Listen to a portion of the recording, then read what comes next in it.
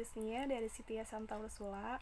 Saya dan teman-teman saya ingin menceritakan sejarah perpajakan di Indonesia. Hai, nama saya Elizabeth Pasri. Hai, nama saya Natalia Sini Martini. Halo guys, saya Dini Amelia dari kelompok 4. Hai, nama saya Vincent Aditya Wilawan. Pajak merupakan salah satu komponen penting dalam perjalanan suatu bangsa. Hampir semua negara yang ada di dunia ini menerapkan suatu aturan maupun skema tentang pengenaan pajak, baik secara langsung maupun tidak langsung. Tak terkecuali di Indonesia. Sejarah panjang tentang pengenaan pajak di Indonesia telah berlangsung sejak zaman kerajaan kolonial sampai dengan sekarang. Sehingga sebetulnya masyarakat Indonesia sendiri tak asing dengan kata pajak. Namun, karena pengenaan pajak pada tiap-tiap zaman berbeda dan di era sebelumnya cenderung merugikan masyarakat, akhirnya menimbulkan sifat resisten terhadap pajak itu sendiri. Seperti apa pengenaan pajak dari masa ke masa di Indonesia? Berikutnya akan dijelaskan oleh teman-teman saya. Era prakemerdekaan atau dari masa kerajaan sampai penjajahan. Bangsa Indonesia telah mengenal pungutan sejenis pajak bahkan sebelum dijajah oleh bangsa Eropa dan Jepang. Masyarakat telah mengenal UPT, yaitu pungutan sejenis pajak yang bersifat memaksa. Perbedaannya adalah UPT diberikan kepada raja sebagai persembahan. Karena pada masa itu raja dianggap sebagai wakil Tuhan dan apa yang terjadi di masyarakat dianggap dipengaruhi oleh raja. Meskipun kemudian masyarakat mendapat imbalannya berupa jaminan keamanan dan ketertiban dari raja.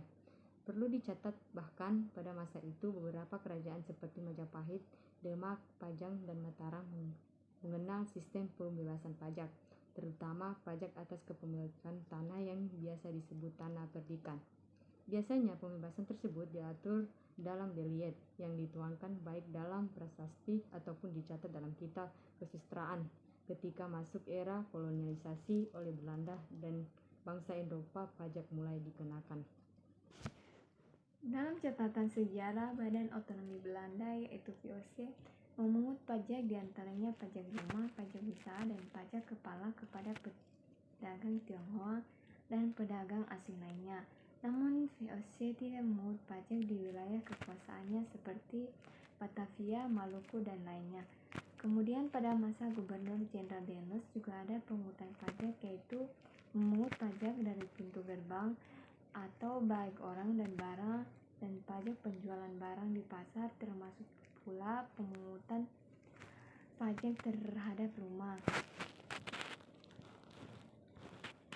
Masuk ke era penduduk Inggris, Gubernur Jenderal Denus juga dikenal sistem pemungutan pajak yang mana meniru sistem pengenaan pajak di Begale, India, yaitu pengenaan pajak atas sewa tanah masyarakat kepada pemerintah kolonial.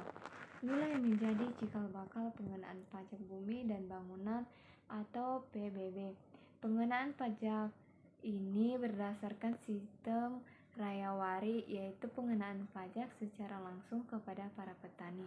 Dalam hal ini, tarif pajak adalah pendapatan rata-rata petani dalam setahun. Kenapa dikenakan kepada petani? Reles beranggapan bahwa tanah yang dikelola oleh petani merupakan tanah para raja, sedangkan para raja dianggap menyewa tanah tersebut kepada pemerintah kolonial, dalam hal ini Inggris. Pada zaman penjajahan Jepang lebih banyak tidak banyak yang kita ketahui.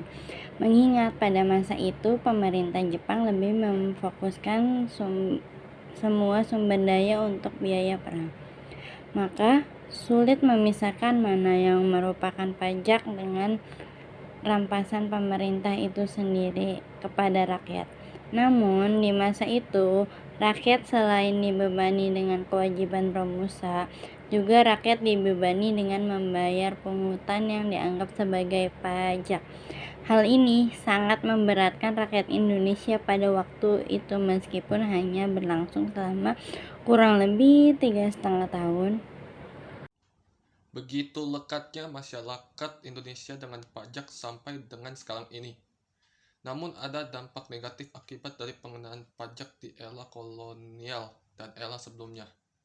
yaitu menjadikan sebagian masyarakat menganggap pajak itu hanya bentuk superioritas penguasa kepada rakyatnya. Karena bukan hanya ada, bahkan hampir semua sektor pemungutan pajak pada masa itu dilakukan dengan cara manual dan tanpa pengawasan. Hal ini menjadi penyebab lawannya penyelewengan pemungutan pajak pada masa itu yang menimbulkan banyak dilema dan meninggalkan kesan negatif hingga saat ini. Di era selanjutnya, ketika Indonesia sudah merdeka, pengenaan pajak sudah lebih konservatif dan berkeadilan yang dituangkan dalam berbagai aturan yang sah yang diterbitkan oleh pemerintah Republik Indonesia. Terima kasih sudah menonton video kami. Semoga bermanfaat ya. Sekian dari saya, terima kasih. Terima kasih telah menonton video kita. Semoga bermanfaat. Terima kasih telah menonton video kami. Semoga bermanfaat. Terima kasih telah menonton video kami. Semoga bermanfaat.